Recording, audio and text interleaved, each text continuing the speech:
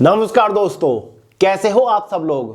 दोस्तों, अगर आप 10वीं के बाद CRPF, CISF, BSF, ITBP, SSB, SSF, Assam rifle join करना चाहते हो तो भाई ये आपके लिए एक ग्रैंड अपॉर्चुनिटी है। ये वैकेंसी स्पेशल आपके लिए ही निकल के आई है।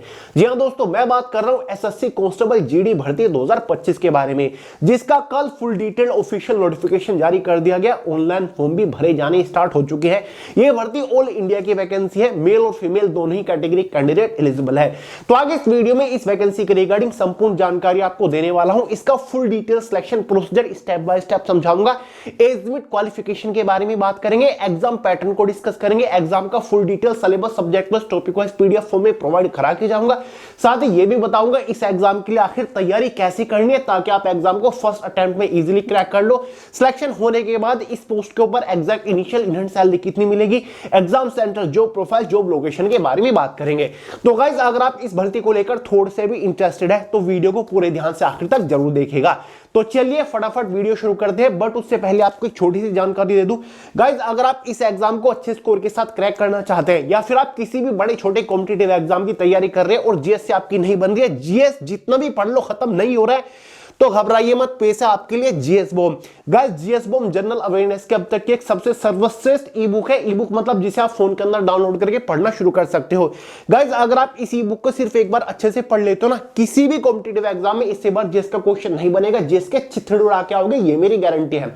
तो भाई, पिछले साल तो आपके पास जीएस बॉम्ब था नहीं, इसी वजह से काफी सारे लोग 20 में से 10-11 ही क्वेश्चन जीएस के सोल्व कर पा रहे थे जीडी एग्जाम में। लेकिन इस बार जीएस बॉम्ब है तो इस बार जीएस में 20 आउट ऑफ 20 क्वेश्चंस ठीक करके आने हैं, चाहे कुछ भी हो जाए। लिंक डिस्क्रिप्शन बॉक्स में डाउनलोड करिए और पढ़ना शुरू कर दीजिए स्पेशली इस एग्जाम के लिए। तो गाइस, ये एसएससी कांस्टेबल जीडी 2026 वाली भर्ती है जो कि 25 में ही आपकी आ गई है। ठीक है, सेंट्रल आर्म पुलिस फोर्सेस आप डायरेक्टली ज्वाइन कर सकते हो। सबसे पहले बात करेंगे वैकेंसीज कितनी है। तो गाइस, सभी फोर्सेस को मिलाकर इस बार total number of vacancy male और फीमेल की 25,487 निकली है, जो कि हर साल इंक्रीज हो जाती है। उम्मीद लगाई जा रही है कि ये 25,487 वैकेंसी आपकी 40 से 45,000 तक बढ़ जाएंगी। ठीक है, एग्जाम होने से पहले वैकेंसीज आपकी गारंटी बढ़ेगी, चिंता मत करिएगा। फोर्स आपकी कौन कौन सी है ये देख लो। जैसे कि बीएसएफ है, मेल कैंडिडेट के लिए बीएसएफ में 524 वैकेंसी है, फीमेल कैंडिडेट्स के लिए 92 वैकेंसी है। टोटल बीएसएफ में 616 वैकेंसी है। सीआईएसएफ देखिए टोटल कितनी वैकेंसी है, 14,595। सीआईएसएफ इकलौती ऐसी फोर्स है इस बार जिसमें सबसे ज्यादा वैकेंसीज है। ठीक है, सीआरपीएफ टोटल वैकेंसी 5,490 है। एसएसबी 1764 वैकेंसी है। आईटीबीपी 1293 वैकेंसी है। और गाइस, असम राइफल में इस बार 1706 है। और आपकी जो लास्ट में एसएसएफ है उसमें केवल 23 वैकेंसीज है। बता चुका हूं वैकेंसीज आपकी इंक्रीज होगी, जस्ट वेट करिएगा। गाइस, इन सभी फोर्सेज के लिए आपको एक ही फॉर्म अप्लाई करना होता है। फॉर्म अप्लाई करते टाइम आपको प्रेफरेंस देनी होती है कि भाई मेरी पहली पसंद सीआईएसएफ है, दूसरी पसंद सीआरपीएफ, तीसरी बीएसएफ, आईटीबीपी। इस तरीके से प्रेफरेंस देनी है, क्योंकि गाइस जब आपका फाइनल रिजल्ट आता है ना, जो फाइनल कट ऑफ बनती है वो आपकी फोर्स वाइज बनती है, तो आपकी पसंद के बेसिस पर आपको यहां पर फोर्स दी जाती है। ये सारा फंडा मैं आपको आगे समझा दूंगा। सबसे पहले बात कर लेते हैं इंपॉर्टेंट डेट्स के बारे में। गाइस, इस वैकेंसी के लिए ऑनलाइन फॉर्म 1 दिसंबर, ठीक है, यानी कि 2 दिन पहले से शुरू हो चुके हैं, कल से शुरू हो चुके हैं। फॉर्म की जो लास्ट डेट है 31 दिसंबर 2025 है। एग्जाम कब होगा ये देख लीजिए। Tentative schedule of computer based exam फरवरी अप्रैल 2025 में इसका एग्जाम कंडक्ट कराया जाएगा। ऑनलाइन एग्जाम होता है। ठीक है, एग्जाम पैटर्न वगैरह एज इट इज पिछले साल वाला है, समझ गए गाइस। क्वालिफिकेशन देखिए, अगर आपने 10th पास कर रखा है, मैट्रिकुलेशन या फिर 10वीं पास, एक ही बात होती है, 10वीं पास कैंडिडेट्स एलिजिबल है। 1 जनवरी 2026 तक आपने 10वीं पास कर लियो, फाइनल ईयर का रिजल्ट आपके हाथ में होना चाहिए तो आप एलिजिबल है। यहीं पर बात कर लेते हैं गाइस एप्लीकेशन फीस के बारे में। जनरल, ओबीसी, ईडब्ल्यूएस वालों के लिए 100 रुपए होते हैं। एसटी फीमेल्स के लिए कोई फीस चार्ज नहीं कराई जाती। इन कैटेगरी के लिए फॉर्म बिल्कुल फ्री होता है। एज लिमिट के बारे में बात करेंगे। गाइस, जनरल वालों के लिए मिनिमम एज लिमिट जो होती है ना वो 18 साल होती है, मैक्सिमम 23 साल होती है। इस बार जो आपकी एज कैलकुलेट होगी वो 1 जनवरी 2026 तक होने वाली है। सीधा सीधा समझ लीजिए, अगर आप जनरल कैटेगरी से बिलोंग करते हैं तो भाई जरूरी है कि आपका जन्म 2 जनवरी 2003 से लेकर के 1 जनवरी 2008 के बीच में हुआ होना चाहिए। ओबीसी एसटी एससी वालों को एज में रिलैक्सेशन मिलता है। ओबीसी वालों को 3 साल का, एसटी एससी वालों को एज में 5 साल का रिलैक्सेशन देखने को मिल जाएगा। गाइस एज लिमिट, क्वालिफिकेशन सब कुछ बता दिया। बात करते हैं सिलेक्शन प्रोसीजर के बारे में, यानी कि इस भर्ती के लिए फॉर्म अप्लाई करने के बाद फाइनल सिलेक्शन लेने तक किस किस स्टेज से होकर गुजरना पड़ता है। बेसिकली इसका complete selection procedure 3 major stages के ऊपर टिका है। स्टेज फर्स्ट, जिसमें आपके कंप्यूटर बेस्ड एग्जाम कंडक्ट कराया जाएगा। ये आपका एग्जाम पैटर्न है। एग्जाम में टोटल 80 क्वेश्चन होते हैं। एक क्वेश्चन के लिए आपको 2 नंबर दिए जाते हैं। 8 दूनी 16, यानी कि 160 नंबर का आपका पेपर होता है। फाइनल मेरिट जो बनती है वो 160 नंबर में से आपकी बन के आती है। समझ गए गाइस? 0.25 मार्क्स के एग्जाम में नेगेटिव मार्किंग रखी जाती है। ये आपका पूरा एग्जाम पैटर्न है। 4 सब्जेक्ट होते हैं। पहला सब्जेक्ट जनरल इंटेलिजेंस रीजनिंग का होता है, 20 क्वेश्चन 40 नंबर के अंदर। दूसरा सब्जेक्ट जनरल नॉलेज और जनरल अवेयरनेस का रहता है। इसमें history, geography, polity, economic, general science, statistics के करंट अफेयर का सेक्शन होता है, 20 क्वेश्चन 40 नंबर के अंदर। तीसरा आपका एलिमेंट्री मैथमेटिक्स, एडवांस मैथ नहीं आता, केवल बेसिक अर्थमेटिक आता है। 20 क्वेश्चन आएंगे 40 नंबर के अंदर। चौथा सब्जेक्ट आपका हिंदी या फिर इंग्लिश का रहता है। या तो आप हिंदी के 20 क्वेश्चन सोल्व कर लो या फिर इंग्लिश के 20 क्वेश्चन सोल्व कर लो। ये आपका ऑप्शन में रहता है। ठीक है, हिंदी और इंग्लिश कोई एक चूज करना होता है 40 नंबर के अंदर। तो गाइस इन 80 क्वेश्चन को सोल्व करने के लिए आपके पास 80 क्वेश्चन 160 नंबर के अंदर है। 80 क्वेश्चन को सोल्व करने के लिए 60 मिनट का टाइम, यानी कि 1 घंटा टाइम ड्यूरेशन है। 0.25 मार्क्स के एग्जाम में नेगेटिव मार्किंग रखी गई है। ठीक है गाइस, एग्जाम होने के बाद कैटेगरी वाइज, स्टेट वाइज एक इनिशियल क्वालिफाइंग कट ऑफ बनती है। देखिए गाइस, इसकी जो कट ऑफ बनती है वो स्टेट वाइज बनती है, कैटेगरी वाइज बनती है, फोर्स वाइज बनती है। ठीक है, तो इनिशियल क्वालिफाइंग कट ऑफ बनेगी एग्जाम के मार्क्स के बेसिस पर। उसके बाद आपको सेकंड स्टेज के लिए बुलाया जाएगा, जितने भी कैंडिडेट्स क्वालिफाई कर जाएंगे। सेकंड स्टेज आपका फिजिकल टेस्ट है। आगे बढ़ने से पहले सिलेबस के बारे में बात करेंगे। गाइस इसके एग्जाम का full detail syllabus, subject wise, topic wise PDF form में मैंने way to success telegram channel के अंदर प्रोवाइड करा दिया, जिसका लिंक वीडियो के नीचे डिस्क्रिप्शन बॉक्स में। वहां से पूरे लेटेस्ट रिवाइज सिलेबस को पीडीएफ फॉर्मेट में डाउनलोड करके अच्छे से देख लीजिएगा, समझ लीजिएगा कि किस सब्जेक्ट के अंदर से कौन से टॉपिक के ऊपर मोस्टली फोकस करना है। तो टेलीग्राम चैनल का लिंक वीडियो के नीचे डिस्क्रिप्शन बॉक्स में है। ठीक है, फिजिकल टेस्ट समझिए। सबसे पहले गाइस बात करेंगे हम यहां पर रनिंग के बारे में। मेल और फीमेल की रनिंग अलग अलग है। इसमें आपकी रनिंग होती है गाइस, इसमें आपकी हाइट, वेट, चेस्ट मेजर होता है, समझ गए। बाकी लॉन्ग जंप, हाई जंप इसमें कुछ नहीं होता है।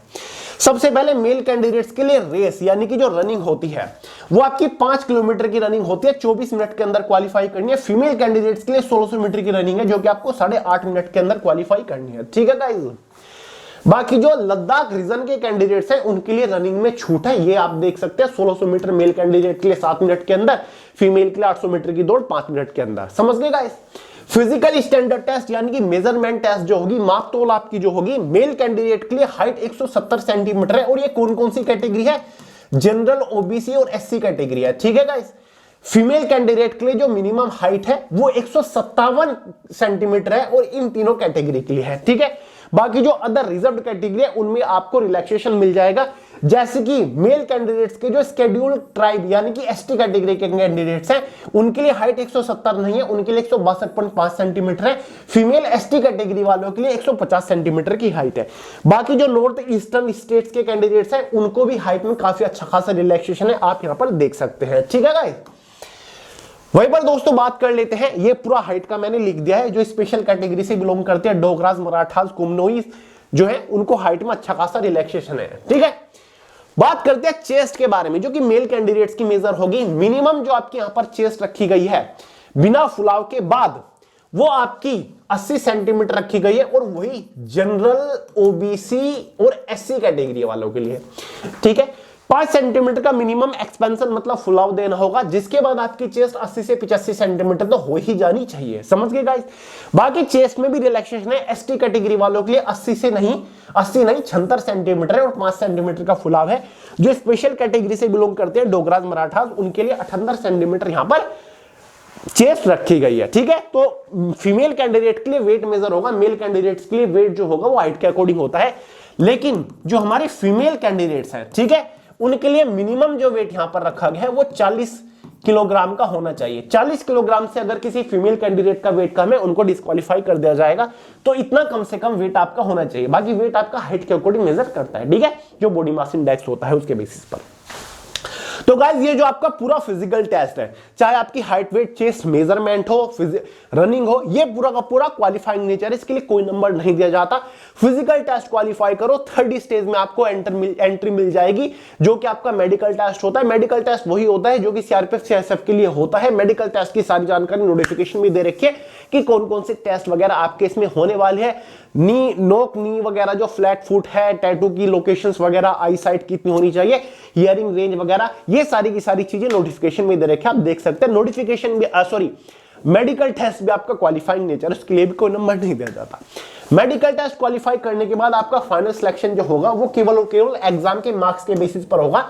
एग्जाम है आपका 160 नंबर का, तो 160 नंबर में से एक फाइनल मेरिट बनती है। फाइनल मेरिट ये जो बनती है वो स्टेट वाइज तो रहती है, जैसे कि उत्तर प्रदेश की अलग, कैटेगरी वाइज रहती है, Uttar Pradesh general OBC ST SC के अलग, फोर्स वाइज भी आपकी कट ऑफ रहती है कि सीआरपीएफ उत्तर प्रदेश से सीआरपीएफ की general OBC ST SC cut off ये है, बीएसएफ की जनरल ओबीसी एसटी एससी की कट ऑफ ये है। इस तरीके से कट ऑफ बनती है। तो भाई फॉर्म भरते टाइम आपसे प्रेफरेंस मांगी जाती है, ठीक है। मान के चलिए गाइस आपने पहली प्रेफरेंस सीआईएसएफ दे रखी है, दूसरी प्रेफरेंस आपने सीआरपीएफ दे रखी है, तीसरी प्रेफरेंस आपने बीएसएफ दे रखी है, अपनी पसंद दे रखी है, ठीक है। अब मान के चलिए आपके मार्क्स इतने अच्छे हैं कि आपने तीनों फोर्सेस की कट ऑफ को क्वालिफाई कर लिया, तीनों फोर्सेस की कट ऑफ से ज्यादा आपके नंबर है, तो फिर जिसे आपने अपनी फर्स्ट प्रेफरेंस दे रखी होगी वही फोर्स आपको देखने को मिल जाएगी, उसी फोर्स में आपको पोस्टिंग देखने को मिल जाएगी, ठीक है गाइस। अब मान के चलिए सबसे हाई कट ऑफ चली गई सीआईएसएफ की, सीआईएसएफ की कट ऑफ में आप फिट नहीं बैठ रहे हो, लेकिन दूसरे नंबर पर जो लो कट ऑफ है वो आपकी सीआरपीएफ की है। सीआरपीएफ की कट ऑफ में आपका नंबर आ रहा है, बीएसएफ की कट ऑफ में आपका नंबर आ रहा है, लेकिन सीआरपीएफ की कट ऑफ में नंबर नहीं आ रहा है, और सीआरपीएफ ने आपको आपने दे रखी है फर्स्ट प्रेफरेंस, तो आपको ये फोर्स नहीं मिलेगी। दूसरी जो प्रेफरेंस आपने दे रखी होगी सीआरपीएफ वो आपको मिलने वाली है। तो इस तरीके से आपको फोर्स यहां पर मिलती है। काफी लोग कंफ्यूज रहते हैं कि फोर्स किस तरीके से मिलती है। तो गाइज अब बात करेंगे तनख्वाह सैलरी कितनी मिलती है। तो गाइज पे लेवल 3 की पोस्ट है, ग्रुप सी की पोस्ट है, इस पोस्ट का जो बेसिक पे 21,700 है। ये कहा जाता है कि कांस्टेबल जीडी के द्वारा सिलेक्शन होने के बाद इनिशियल इन हैंड सैलरी आपको इजीली 40,000 रुपए महीना मिल जाती है, या फिर इससे 1-2 हजार रुपए ज्यादा भी मिल जाती है। ये सैलरी जो आपकी वेरी करते हैं वो फोर्स वाइज भी करते हैं, यानी कि बीएसएफ में थोड़ी बहुत डिफरेंस आपको मिलेगा, सीआरपीएफ में अलग, सीआईएसएफ में थोड़ा बहुत 1-1.5 हजार का डिफरेंस मिल जाता है। बाकी जो जॉब लोकेशन है वहां पर भी सैलरी वेरी करती है, यानी कि किस जोन में क्या आपकी जॉब लोकेशन है, कहां पर आपकी पोस्टिंग हुई है, डेंजर जोन है, क्या जोन है, तो उसके हिसाब से आपकी सैलरी वेरी करती है। तो सैलरी आपकी ऊपर नीचे हो जाती है, लेकिन अगर एवरेज सैलरी देखें तो 40 से 41 हजार के आसपास आपकी इनिशियल इन हैंड सैलरी रहती है। कई जगह पर तो 45,000 रुपए महीना तक आपको सैलरी मिल जाती है, शुरुआती सैलरी की मैं बात कर रहा हूं, ठीक है गाइस। जो प्रोफाइल आर्म्ड फोर्स है, यानी कि प्रॉपर हार्ड ट्रेनिंग आपकी इसमें होती है, प्रॉपर वेपन्स आप रखते हो, जो एडवांस वेपन्स मिलते हैं बीएसएफ सीआईएसएफ सीआरपीएफ में वो सारे के सारे आप मिलते हो, यानी कि एक प्रॉपर सोल्जर होते हो आप भारत के उस पर्टिकुलर फोर्स के अंदर, ठीक है गाइस। तो पूरी फील्ड ड्यूटी की जॉब है, पूरी बेहतरीन सोल्जर वाली है जॉब है, देश की रक्षा आप करोगे, ठीक है, आपके ऊपर होगी पूरी जिम्मेदारी, फ्रंट फुट पे आप रहते हो, ठीक है गाइस। कांस्टेबल जीडी है, जनरल ड्यूटी की है, कोई क्लरिकल पोस्ट नहीं है। जॉब लोकेशन, तो guys job location force wise होती है, जैसे कि सीआईएसएफ एक सेंट्रल इंडस्ट्रियल सिक्योरिटी फोर्स है, तो जो हमारा इंडस्ट्रियल एरियाज है, एयरपोर्ट हो गया, मेट्रोज हो गया, रेलवेज हो गया, या फिर गवर्नमेंट जो ऑफिस इंडस्ट्रियल एरियाज है, वहां पर आपकी मोस्टली जॉब लोकेशन रहती है। बॉर्डर सिक्योरिटी फोर्स है, स्पेशली आपका जैसे कि वेस्ट बंगाल की तरफ हो गया, या फिर इंडिया पाकिस्तान का बॉर्डर हो गया, वहां पर आपकी पोस्टिंग रहती है। एसएसबी जो आपके हिल एरियाज हो गए स्पेशली, ठीक है, जो हमारा हिमाचल प्रदेश की तरफ भी होता है, या फिर जो बॉर्डर चाइना और इंडिया का है वहां पर भी आपकी होती है। आईटीबीपी की भी पोस्टिंग मोस्टली वहीं पर रहती है, आईटीबीपी की भी, ठीक है, मतलब इंडो और जो चाइना का बॉर्डर है, समझ गए। असम राइफल, जो असम की 7 सिस्टर्स हमारी स्टेट है, स्पेशली जो ईस्टर्न स्टेट हमारे नॉर्थ ईस्ट स्टेट्स, ठीक है, असम हो गया, मेघालय, नागालैंड, इस तरफ आपकी मोस्टली जॉब लोकेशन रहती है, ठीक है। बाकी एसएसएफ तो है स्पेशल सेक्रेटरीट फोर्स, यानी कि जो आपके पॉलिटिशियन है बड़े बड़े, स्पेशली यहां पर आपकी ड्यूटी रहती है। तो गाइज ये आपकी जॉब लोकेशन मैंने आपको बता दी है, बाकी सारी चीजें क्लियर हो गई है। नोटिफिकेशन जो है इसका टेलीग्राम चैनल के अंदर आपको मिल जाएगा। फॉर्म फिलहाल भरे जा रहे हैं, फॉर्म भरने का लिंक भी वीडियो के नीचे डिस्क्रिप्शन बॉक्स में है। एग्जाम डेट अच्छे से नोट कर लो, फरवरी से अप्रैल के बीच में एग्जाम कंडक्ट कराया जाएगा। लगभग 1 महीने तक आपका एग्जाम चलता है, समझिए फरवरी के लास्ट में अगर एग्जाम शुरू हुआ तो अप्रैल तक आपका एग्जाम चलने वाला है, समझ गए गाइस। तो तैयारी में लग जाइए, अब टाइम नहीं है और वैकेंसी आपकी 110% बढ़ेगी। भले ही आज वैकेंसी आपकी थोड़ी कम हो, कम भी क्या ठीक वैकेंसी है 25,487, ये 25 से 45 से 50,000 गारंटेडली होंगी आने वाले 1-1.5 महीने के अंदर ही, वेट करिए, समझ गए। और गवर्नमेंट ने आरपीएफ का वायदा किया था कि आरपीएफ की जो वैकेंसी है वो भी इसी के अंदर जोड़ी जाएगी, लेकिन इस बार नहीं जोड़ी गई। एनसीबी के अंदर भी सिपाही की वैकेंसी इस बार नहीं है और एनआईए के अंदर भी वैकेंसी नहीं है। देखते हैं गवर्नमेंट क्या करके रहेगी। तो चलिए, बाकी गाइस एक अच्छा गोल मिल गया, जेएस बॉन्ड का लिंक डिस्क्रिप्शन बॉक्स में डाउनलोड करो और पढ़ना शुरू कर दो, झंडे गाड़ दोगे इस टाइप के एग्जाम में तो आप। चलिए, तो गाइस इस वीडियो में इतना ही था। पसंद आया लाइक करिएगा, दोस्तों के साथ शेयर करिएगा, चैनल को सब्सक्राइब करना मत भूलिएगा। मिलते हैं अगली वीडियो में बहुत ही जल्द, तब तक के लिए जय हिंद।